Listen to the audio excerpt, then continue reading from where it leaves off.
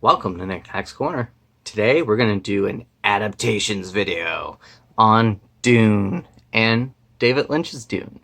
I recently watched the David Lynch Dune movie and it was okay. I was entertained and I even enjoyed it a bit. However, there were some issues. My first major issue is with Baron Harkonnen. What did they do to him in the movie? He became like a shallow comic book cartoonish character. He had a weird death scene that was not in the book, and also why was he floating around? I really want to know why he was floating around. They made him disgusting. They made him kind of, like I said, they made him shallow to the point that he's not menacing.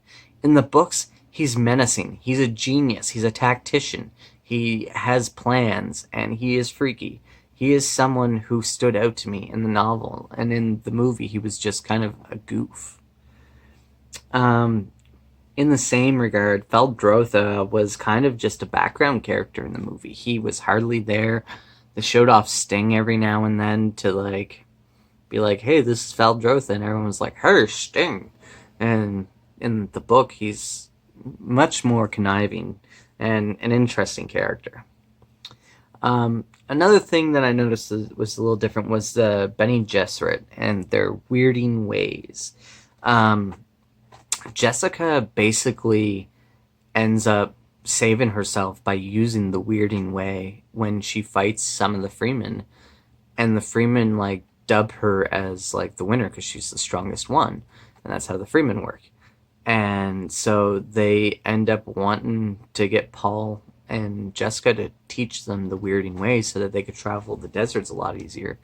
And I believe the weirding way is even used in the book as a way to defeat Baron Harkonnen and the Emperor in Dune.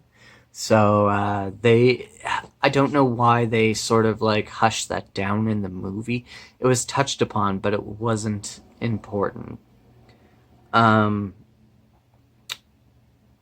in the book is supposed to be born a girl. I'm not even sure they touch on that in the movie a whole lot. But basically, Jessica goes out of her way to produce a male heir for Duke Leto, who I love. I think Leto's fantastic. And they end up just giving him a boy, which is Paul.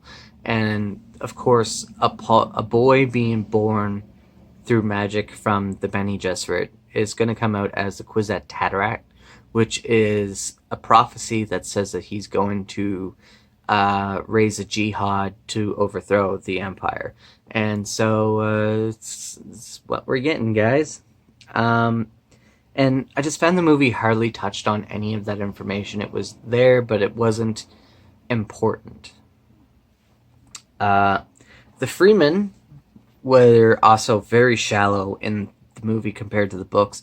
In the books, they have excellent culture built into them. They have wonderful information given to them. They are very three-dimensional. You understand their motives and things like that. And I believe the Bene Gesserit kind of gave them prophecies to sort of just, keep them in the dark, how they are, because they are sort of nomadic people. And in doing so, they believe that Paul is really the Messiah and come back to fix everything. And I'm not sure if that is entirely mentioned in the movie or not, but I felt like it was kind of pushed to the wayside. One of the things that really killed me, and my friend Corey had mentioned it to me before I even got into anything about the movie, about how it rains at the end of the movie, and it doesn't make sense. After reading the book, I want to know why it rains. It doesn't make sense. Arrakis is supposed to be so dry that every single bit of moisture that you put out is recycled and reused again. So why is it raining on Arrakis? It doesn't make sense. The reason why in the movie is because David Lynch wanted to give Paul more powers, make him more supernatural, but like he's already powerful enough. Why does he need to be able to make it rain? I don't know.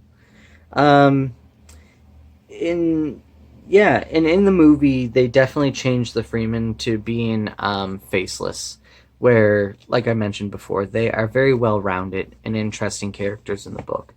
Um, and that was something that kind of bugged me about the movie, is the Freeman were just kind of background characters. Uh, and Chani was like hardly even mentioned. So I don't know.